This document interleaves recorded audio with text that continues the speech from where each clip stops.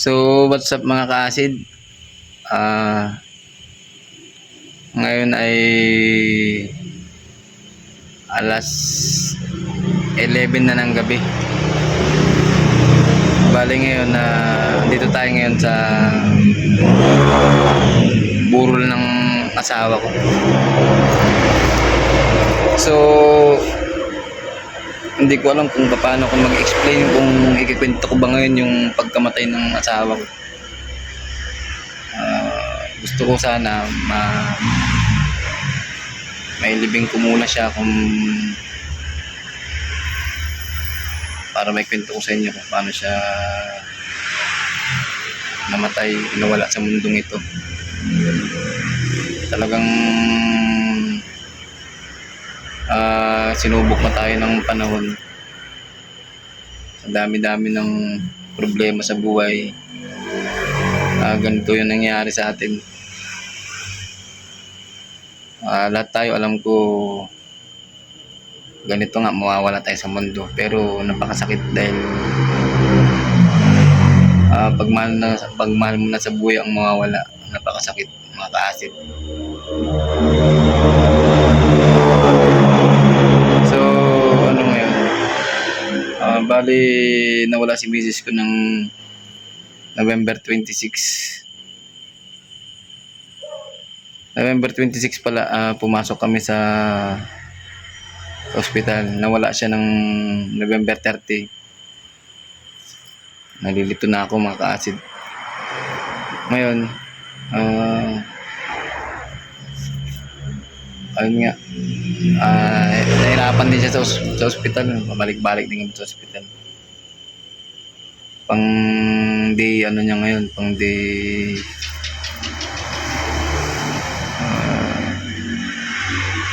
pang day 3 night, pang day 3 night niya ngayon. Nakaburol dito mga ka-acid. Bali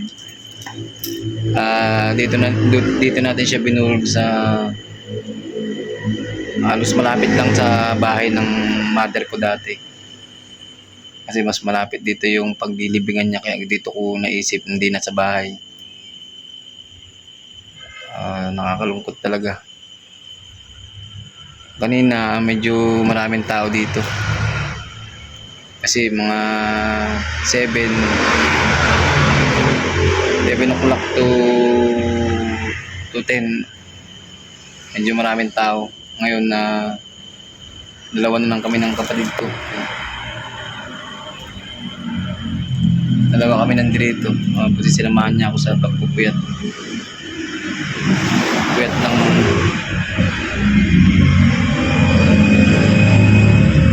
talagang blanco ko ngayon mga ka-acid.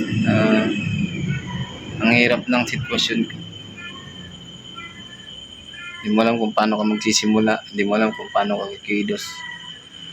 Lalo na't nasanay tayo ng nandiyan yung asawa natin. Parang nagunaw yung mundo mo, parang ganun. Tapos ito, andyan si misis ko. Bali yun yung andun siya. Sana makayanan natin ito mga ka-acid. Lalo na tatlong anak namin. Ngayon lang tayo nakapag-vlog kasi nga lagi ko siyang dinadala ng ospital. Padoktor kami ng padoktor.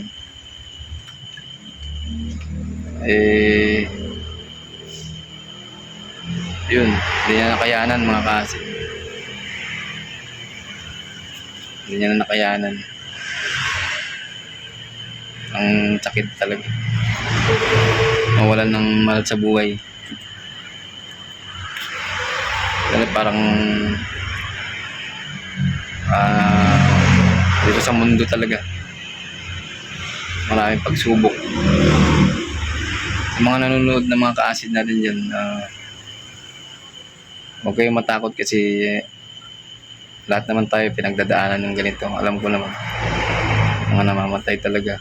Kaya nga lang, pag dumating na talaga yung araw na ikaw na yung nasa sitwasyon, napakahirap talaga.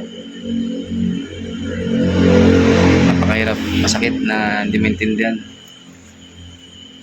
Lalo na 3 yung anak namin. 3 yung anak namin na iwan sa akin. Sa mga ka-acid natin dyan na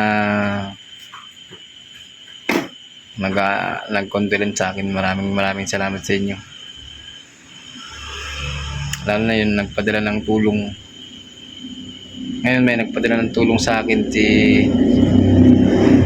Ma'am Shines. Maraming salamat sa iyo. Sa ka-acid natin, nagpaabot siya ng tulong. Na-appreciate natin yun, tabra. Kahit nasa malayong lugar, may gano'n na tao. May mga tumutulong sa yung tao kahit di ka kilala. Kahit na hindi ka nila nakikita na sa personal. Maraming salamat. So may mga ka-acid natin na may mga sakit na huwag nyo masyadong isipin, kasi kaya ayokong i-vlog yung sana yung sakit ng asawa ko, kasi nga baka kabahan kayo o matakot kayo. Lalo na pag nagkwento na ako sa susunod na mga vlog ko, ikikwento ko kasi yan bawat pangyayari na nangyari sa asawa ko. Ito ko rin i-share kasi sa inyo, at least maging kapulutan din ng aral kung bakit nangyari at dapat hindi mangyari. Kailangan maagapan, mga ganun, mga ka-acid. Kasi ako, hindi naman din ako doktor na para gumamot ng mga sakit at bumawi ng buhay ng mga ganyan, katulad ng asawa ko, binawi na ng buhay.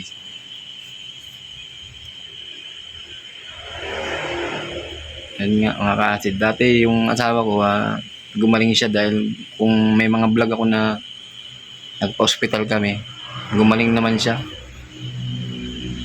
Pero yun pa rin ang lagi niyang dinadaing sa akin, yung karamdaman niya na yun.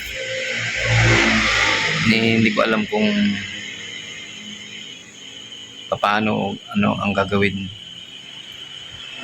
Kaya nalilito rin na rin tayo, mga ka-acid. Napakasakit talaga.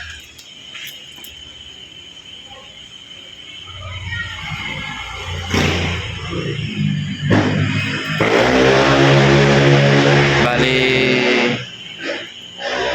yung 2 days ako ang babantay doon sa loob. Ngayon, pinauwi natin yung magulang niya galing ng Zamboanga, Sibugay, para lang makita yung anak nila na yun nga, nasa kabaong na. Ang mali lang natin, yung malakas pa sana yung asawa ko, dapat matagal ko na silang pinapasyal dito para nakita nila ng buhay. Hindi ko naman akalain na magkakaganito.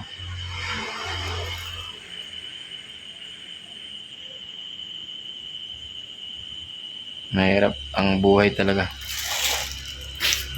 So yun, mga ka-acid, siguro saka ko na ikikwento yung talagang nangyari sa asawa ko para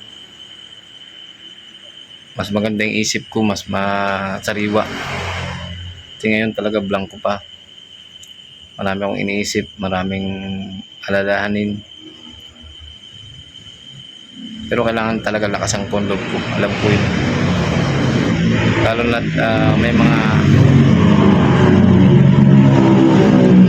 may mga anak ako na kailangan ko pang gabayan. 3 yan, mga ka-acid. 3 sila.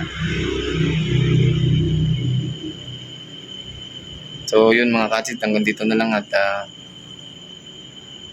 susunod na vlog ko, hintayin nyo na lang, mga ka-acid. Maraming salamat sa inyo. God bless sa inyo lahat, mga ka-acid.